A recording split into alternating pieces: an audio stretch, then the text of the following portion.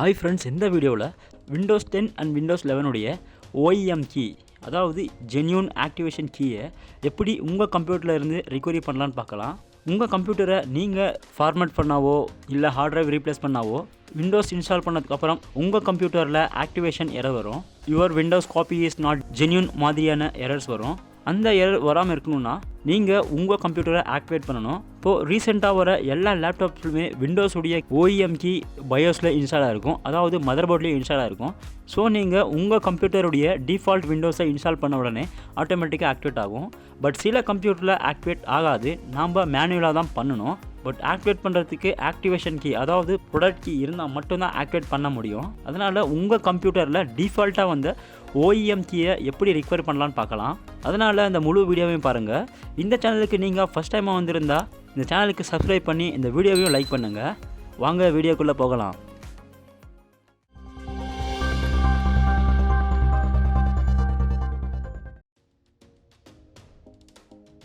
பேசிக்காகவே OEM keys சிஸ்டமுடைய பயோஸில் install ஆகிருக்கும். And OEM கீயை ரிகவர் பண்ண சோகி ப்ளஸ்ன்ற சாஃப்ட்வேரை டவுன்லோட் பண்ணுங்கள். இந்த சாஃப்ட்வேருடைய லிங்க் டிஸ்கிரிப்ஷனில் அவைலபிளாக இருக்குது. இந்த லிங்க்கை யூஸ் பண்ணி சோகி ப்ளஸ்ன்ற சாஃப்ட்வேரை டவுன்லோட் பண்ணுங்கள்.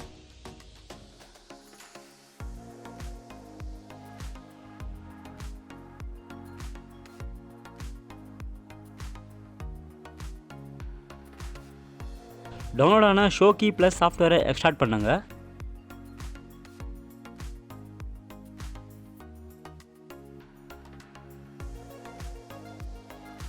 ஷோகி ப்ளஸ் சாஃப்ட்வேருக்குள்ளே இன்டூ 64 பிட்டை எக்ஸ்ட்ராக்ட் பண்ணுங்கள். Maximum of users Windows 64 bit தான் யூஸ் பண்ணுவீங்க. ஸோ இன்டூ 64 பிட்டை எக்ஸ்ட்ராக்ட் பண்ணுங்கள். நீங்கள் 32 பிட் சிஸ்டம் யூஸ் பண்ணால் இன்டூ 86 எக்ஸ்ட்ராக்ட் பண்ணி சேம் மெத்தடை ஃபாலோ பண்ணுங்கள். இங்கே சோகி ப்ளஸ் .exe சாஃப்ட்வேரை ரன் ஆஸ் அட்மினிஸ்ட்ரேட்டராக ரன் பண்ணுங்கள்.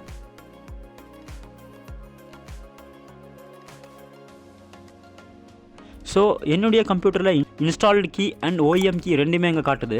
என்னுடைய கம்ப்யூட்டரில் விண்டோஸ் 10 என்டர்பிரைசஸ் இன்ஸ்டால் ஆகிருக்கு. But OEM key Windows 8 RTM ப்ரொஃபஷனலுடையது.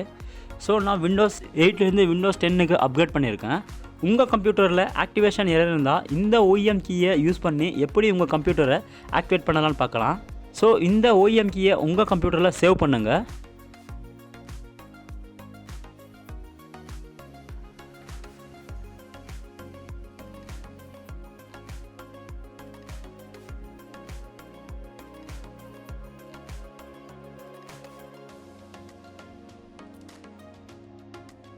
This பிசியை right click பண்ணி ப்ராப்பர்ட்டி ஸ்க்ரீன் ஓப்பன் பண்ணுங்கள்.